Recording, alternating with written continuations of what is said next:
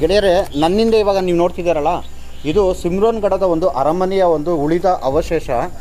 ನಮ್ಮ ಗೆಳೆಯರು ನೀಡಿದ ಮಾಹಿತಿ ಪ್ರಕಾರ ಈ ಸುತ್ತಮುತ್ತ ತುಂಬ ದೊಡ್ಡ ಒಂದು ಅರಮನೆ ಹಿಂದಿನ ಕಾಲದಲ್ಲಿ ಇತ್ತಂತೆ. ಹಾಗೂ ಪಕ್ಕದಲ್ಲಿ ಒಂದು ಕೆರೆ ಇದೆ, ಒಂದು ಹಕ್ಕಿಯನ್ನು ತೊಳೆಯೋಲಿಕ್ಕೆ ಅಂತ ಬಳಸ್ತಿದ್ದಂಥ ಒಂದು ಕೆರೆ ಕೂಡ ಪಕ್ಕದಲ್ಲಿದೆ, ಅದನ್ನು ತೋರಿಸ್ತೀವಿ. ಈ ಅರಮನೆ ಬಗ್ಗೆ ಸಾಕಷ್ಟು ಮಾಹಿತಿಯನ್ನು ನಮ್ಮ ಗೆಳೆಯರನ್ನು ನೀಡಲಿದ್ದಾರೆ. ಈ ಸ್ಥಳ ನೋಡಿ, ತುಂಬ ವಿಶಾಲವಾಗಿ ಹರಡಿರೋದಷ್ಟೇ ಅಲ್ಲದೆ ನೆಲದಿಂದ ಒಂದಷ್ಟು ಎತ್ತರದಲ್ಲಿದೆ. ಇಲ್ಲಿ ಒಂದು ದೊಡ್ಡ ಆಸ್ಥಾನ ಇತ್ತು, ಅದನ್ನು ತಿರುಹುಟ್ ಆಸ್ಥಾನ ಅಂತ ಕರೀತಾ ಇದ್ರು. ನಾವೀಗ ನಿಂತಿರೋ ಸ್ಥಳದಲ್ಲೇ ತಿರುಹುಟ್ ರಾಜ್ಯದ ದರ್ಬಾರ್ ನಡೀತಾ ಇತ್ತು. ಇಲ್ಲಿ ಅದರ ಒಂದಿಷ್ಟು ಪಳೆಯುಳಿಕೆಗಳನ್ನು ನಾವು ಕಾಣಬಹುದು. ಈ ಆಸ್ಥಾನದ ಸುತ್ತಲೂ ಈ ತರಹದ ಒಂದು ರಚನೆ ಇತ್ತು, ಅದರ ಮಧ್ಯದಲ್ಲಿ ಆಸ್ಥಾನ ಇರ್ತಿತ್ತು. ಹಾಗೆಯೇ ಆಸ್ಥಾನದ ಪಕ್ಕದಲ್ಲೇ ಚಾವಲ್ ದೋಯ್ ಪೋಖ್ರಿ ಅನ್ನೋ ಒಂದು ಕೆರೆ ಇದೆ. ಅಂದಿನ ಕಾಲದಲ್ಲಿ ತಿರುಹುಟ್ ರಾಜ್ಯದ ಜನ ಈ ಕೆರೆಯಲ್ಲಿ ಅಕ್ಕಿ ತೊಳೆಯೋದಕ್ಕೆ ಬಳಸ್ತಾ ಇದ್ರು. ಹಾಗಾಗಿ ಈ ಕೆರೆಗೆ ಸ್ಥಳೀಯರಿಂದ ಚಾವಲ್ ದೋಯ್ ಪೋಖ್ರಿ ಅನ್ನೋ ಹೆಸರು ಬಂದಿದೆ. ಇವತ್ತು ನಾವು ಇಲ್ಲಿ ನಿಂತು ಕೆರೆಯನ್ನು ನೋಡಿದ್ರೆ ಅದು ಆಸ್ಥಾನದಿಂದ ದೂರದಲ್ಲಿ ಕಾಡಿನಲ್ಲಿ ಇರೋ ಥರ ಕಾಣುತ್ತೆ. ಆದರೆ ಆ ದಿನ ಅಲ್ಲಿಯವರೆಗೂ ಆಸ್ಥಾನದ ವ್ಯಾಪ್ತಿ ಇತ್ತು. ಆ ಆಸ್ಥಾನದ ಒಳಗೆ ಈ ಕೆರೆ ಸೇರಿಕೊಂಡಿತ್ತು. ಅಷ್ಟೇ ಅಲ್ಲದೆ ನಾವು ನಿಂತಿರೋ ಸ್ಥಳದ ಹಿಂಭಾಗದಲ್ಲಿ ಒಂದು ಮಾವಿನ ತೋಟ ಇತ್ತು.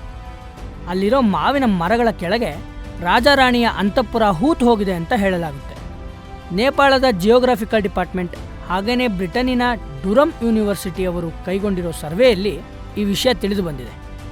ಮಾವಿನ ತೋಟದ ಕೆಳಗೆ ತಿರುಹುಟ್ ಆಸ್ಥಾನದ ಒಂದು ರಚನೆ ಹೂತು ಹೋಗಿದೆ ಅನ್ನೋದು ಈ ಸರ್ವೆಯಲ್ಲಿ ಕನ್ಫರ್ಮ್ ಆಗಿದೆ.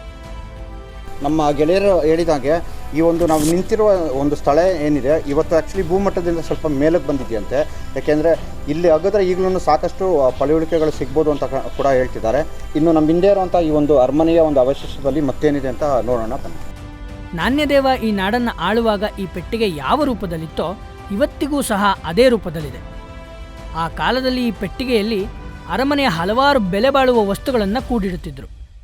ಆದರೆ ಇವತ್ತು ವಿದ್ವಾಂಸರಿಗೆ ಸೇರಿದಂಥ ಬಟ್ಟೆ, ಬರೆ ಮುಂತಾದ ವಸ್ತುಗಳನ್ನು ಕೂಡಿಡುವುದಕ್ಕೆ ಈ ಪೆಟ್ಟಿಗೆಯನ್ನು ಬಳಸಲಾಗುತ್ತೆ.